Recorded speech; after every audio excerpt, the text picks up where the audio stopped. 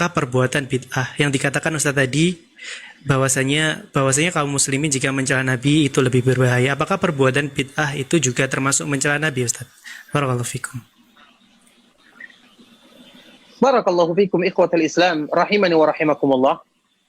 Semoga Allah menjaga kita semuanya sehingga kita harus mengetahui tentang agama Nabi sallallahu alaihi wasallam. Ada orang yang mencela Nabi sallallahu alaihi wasallam dengan lisannya. Ada mereka yang mencela Nabi sallallahu alaihi wasallam dengan perbuatannya. Orang yang mencela Nabi sallallahu alaihi wasallam dengan lisannya itu sangat berbahaya, ada ancaman khususnya. Sedangkan mereka yang mencela Nabi sallallahu alaihi wasallam dengan perbuatan, apa maksudnya mencela Nabi dengan perbuatan? Imam Malik rahimahullahu taala yang meninggal pada tahun 179 Hijriah, Imam Darul Hijrah yang mengajar di kota Nabi sallallahu alaihi wasallam dan di masjid Nabi sallallahu alaihi wasallam pernah menyebutkan, "Man ibtada'a fil Islami bid'atan wa yaraha hasanah."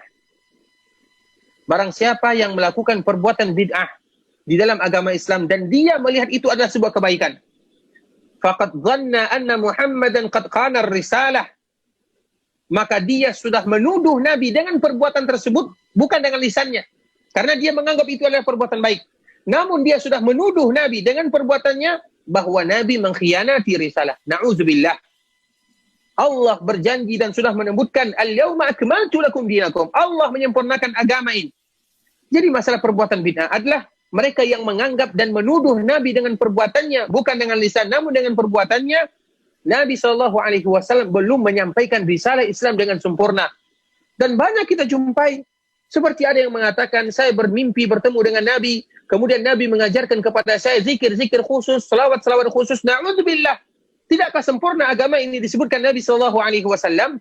Mana pemikiran mereka dan kenapa mereka berani mengatakan yang demikian? Kenapa Nabi mengajarkan kepada mereka tidak diajarkan kepada sahabat Nabi, kepada ulama tabi'in dan yang lain sebagainya? Bermimpi bertemu dengan Nabi tidak menjadi masalah.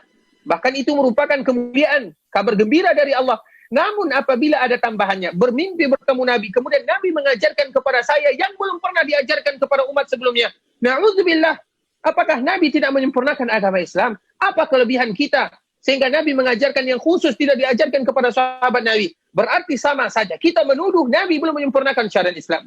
Atau juga ada yang mengatakan kami mengambil agama ini dari Allah. Kami bermimpi, mendengarkan suara. Ada ilham Allah menyebutkan kepada kami suatu perkara yang tidak diajarkan Nabi. Na'udzubillah. Apakah agama ini belum sempurna? Sehingga Imam Malik menyebutkan dengan tegas dan jelas. Faqad dhanna anna Muhammadan qad khana risalah. Mereka yang melakukan demikian dengan perbuatan. Karena dengan lisan tidak mungkin ada orang yang menghina Nabi dan bukan muslim mereka yang menghina Nabi sallallahu alaihi wasallam. Qul abillahi wa ayatihi wa rasulihi kuntum tastahzi'un qad kafartum la ta'tadiru qad kafartum ba'da imanikum. Bahaya mengolok-olok Nabi dengan lisan, bahaya.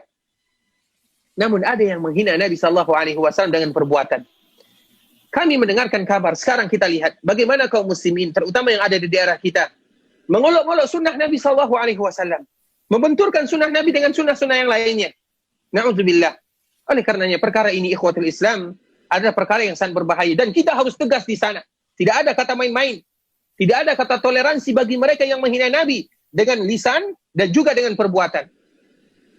Tidak ada yang bisa kita ucapkan kecuali agar Allah senantiasa memberikan taufik dan hidayah kepada kita semuanya. Kita berharap kepada Allah Subhanahu wa taala agar Allah menjaga kita dan mengumpulkan kita bersama baginda yang mulia sallallahu alaihi wasallam. Semoga Allah menjaga kita semuanya. Barakallahu fikum.